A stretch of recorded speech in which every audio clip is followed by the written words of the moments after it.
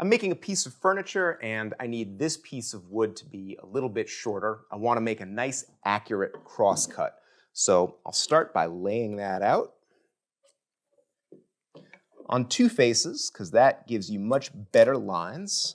And now to actually do the cross cut, I'm going to use the vise. I'd love to put it in straight like this, but then I'll saw right into my bench top. So instead, most of us put the work at a bit of an angle. And sawing this way, it's not too difficult. First, I'll go across the top of my cut.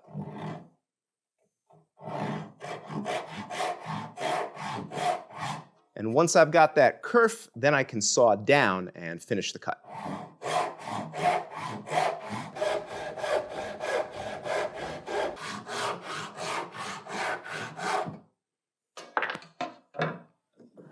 And that does give me a nice, clean cut.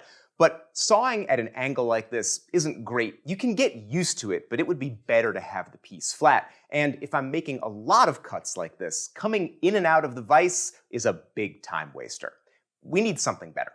And good news, woodworkers have had a solution to this problem for hundreds of years. These are called bench hooks, and it's easy to see why. They literally hook onto the edge of the bench, and then they give you a stop that goes this way. Bench hooks are actually the reason that I don't have dogs or dog holes or a tail vise on my bench, because I've got a planing stop and a set of bench hooks. I don't need any of that stuff. So if I want to make a cut with these, the bench hooks make it really simple. I can put my work right on it like this, line up my cut line with the fence just like that, and then I can hold my work really, really securely by putting my hand in between the hooks and just leaning forward a little bit. To make my cut, I'll actually use the bench hook to get my saw right on my cut line. And whether I push or pull, they make it easy to get started, and then I can make my cut.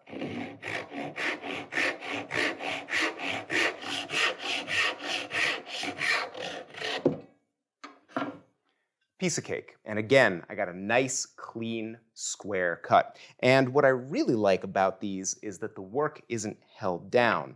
So I don't have to undo a vise or undo a clamp. If I need to flip or rotate, I can just lean back, pick it up, turn it, put it back on, and keep working. These are really fast and efficient. Now, the problem with these bench hooks is that these are cut from a single piece of stock. I actually made these from 2x4 just to see if I could do it, and it wasn't super difficult, but you're sawing and chiseling and planing a flat platform. If you're a beginning woodworker, this might be a little bit much for you. Good news though, there's a way easier way to get into a set of bench hooks. You might be thinking, I don't think we need to cut those out of solid wood. We could just glue them together. And you're completely right. This is a laminated bench hook, just made out of pieces of hardwood glued together. Really simple. And in some ways, I actually like this style, this slightly more modern style. I like it a little bit more than the old style made from a single piece because the fence can be inset a little bit right here. So when I go to make a cut, like on this piece of wood, I'll line my line up with that fence, lean forward on the piece to hold it, and then the fence gets my dovetail saw started.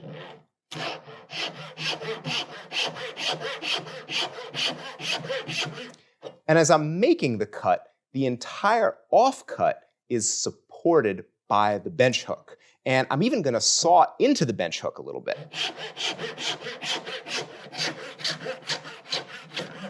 It's fine. It doesn't hurt anything.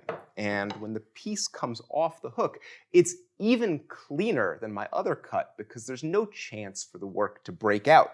This is a great way to make a bench hook. But full disclosure, these were made on a table saw to make accuracy easy. If you're working by hand, and if you're a beginner, you might find it difficult to make 6 flat, square, even pieces and glue them up square so they come out correctly. It's a little harder than it looks, but there's actually a third way to do this. My company, Compass Rose Tool Works, makes a kit. We call these Sawyer's hooks, but you can call them bench hooks, and they make it really easy for you to build your own set fast. So when you open up the kit, you're going to find 2 of these large pieces here. We call this the stage. And you're also going to find 4 of these little blocks, and we call these blocks. And to put the kit together, you're going to need 12 dowels, but we're going to give you 14 because, let's be honest, stuff like dowels really gets lost in the shop. We're going to build a set of these right now. To make your Sawyer's hooks, you're just going to need a mallet and a bit of wood glue and some clamps. Before you get started, the only thing you have to pay attention to is 2 of your blocks have a little dot in the middle, and the other 2 of your blocks do not have a dot. That's the only thing you have to pay attention to.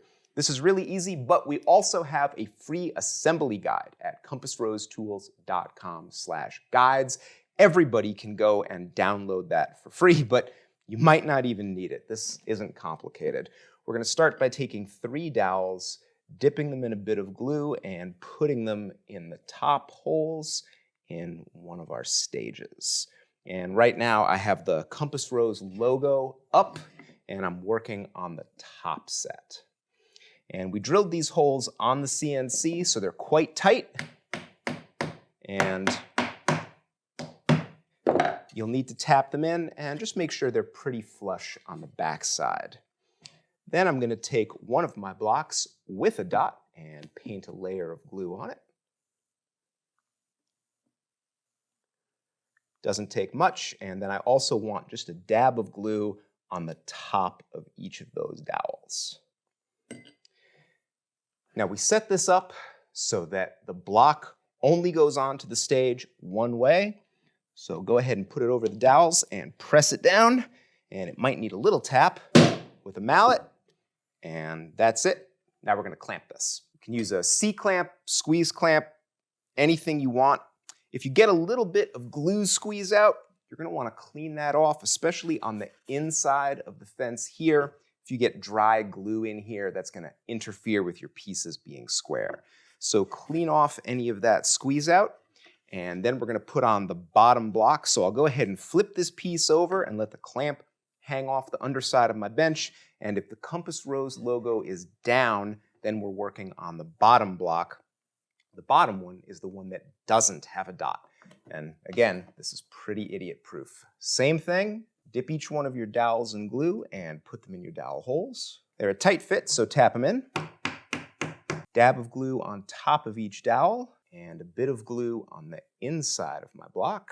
And just like the top block, they only go together one way. Press them down, and then we're going to clamp this lower one, and then they're just going to need to dry for about a half hour.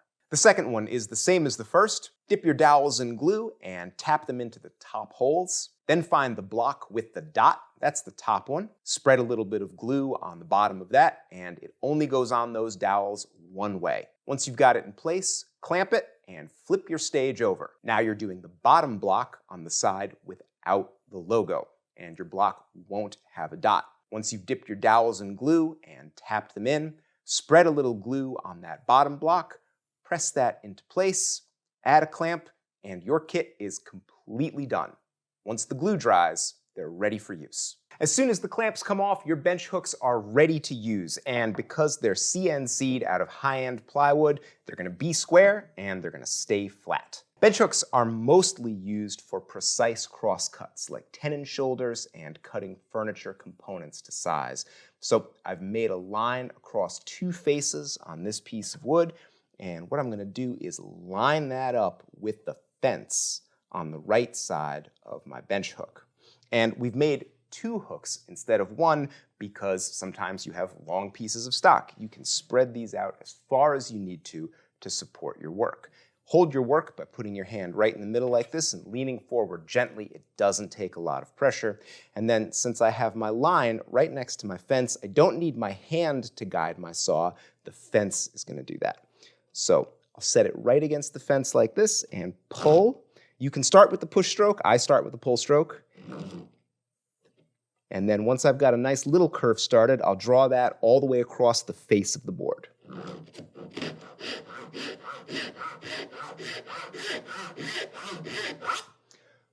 That's a nice straight line. Now I'm going to take that all the way down and I'm going to angle the saw forward as I go.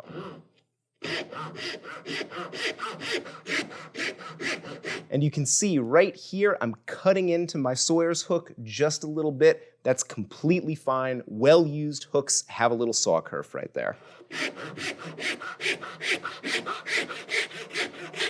Bringing my saw down as I finish the cut. And my waist is supported and comes right off. Now that is a really square, nice cut, but it's not perfect. To make this perfect, I need to shoot it. My favorite thing about the Sawyer's hooks is you can actually use them as your shooting board. Just take your right-hand hook and flip it over. And in this position, your fence goes all the way to the edge of the stage. And that's perfect to support your work when you're shooting.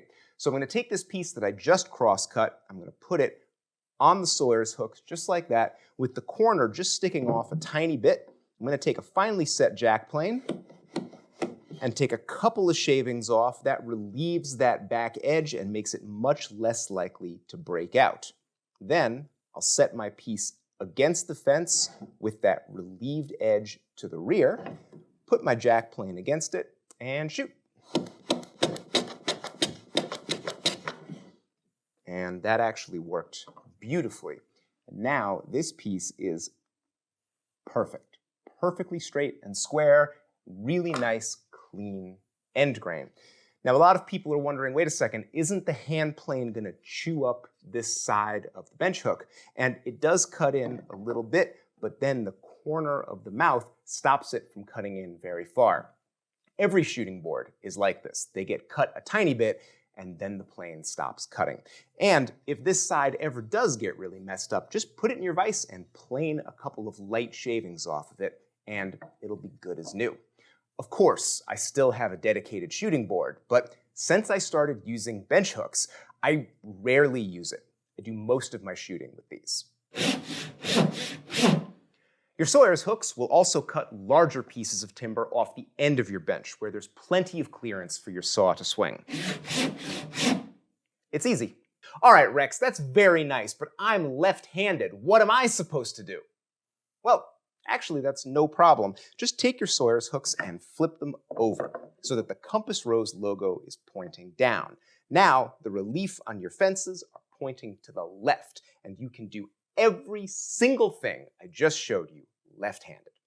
No sweat. Okay, Rex, but what about pull saws? Actually, pull saws are just fine.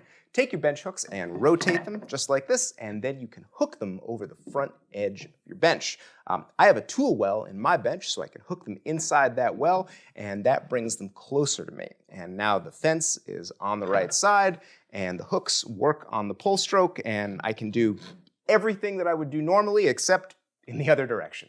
Pull saw users who are also left-handed. Actually, yes, I already have them set up just like that with the Compass Rose logos pointing up. The fence cutaways are to the left, and you can pull and do fine cuts left-handed. And you can use your Sawyer's hooks for all kinds of specialty joinery, like what you might want to do on a wide plank like this. Anywhere you can clamp to your bench, you can use these to hold a plank of wood really steady. So I'm working off the end of my bench where the apron won't get in the way. I can put this plank right on top of my bench hooks against the fences, put on a little scrap to pad it, and then I'm just using a plain old C-clamp to hold the work down.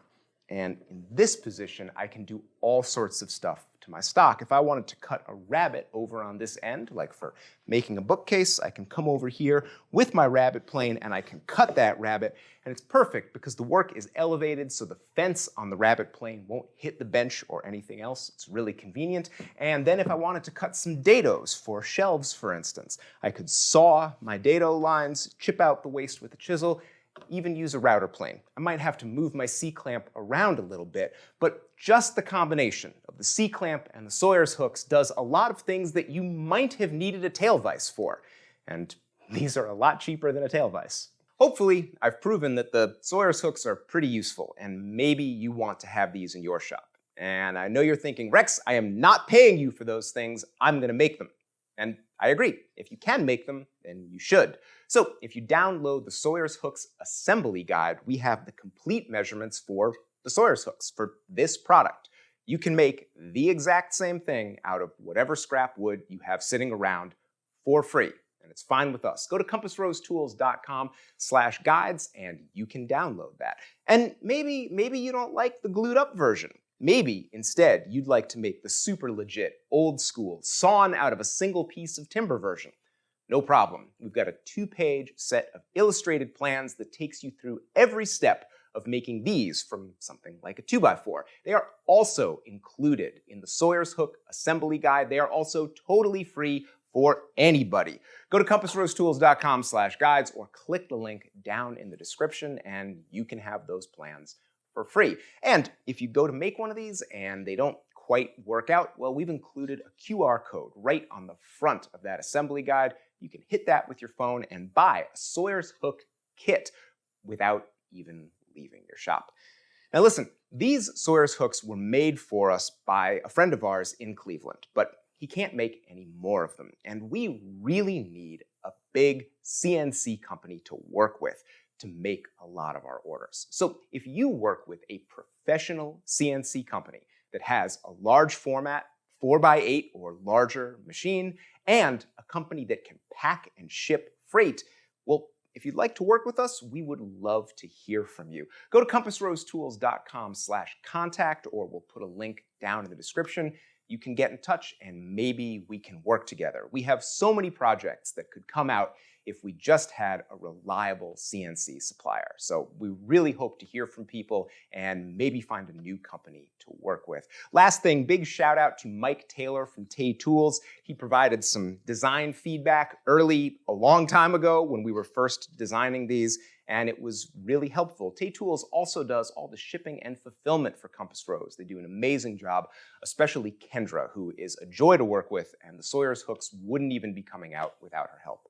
So Kendra, thanks a lot. And to everybody else, we're trying to make these product release videos a little less commercially, a little bit more interesting and informative. Let me know down in the comments if you like this style better. And we'll see you next time. Thanks for watching.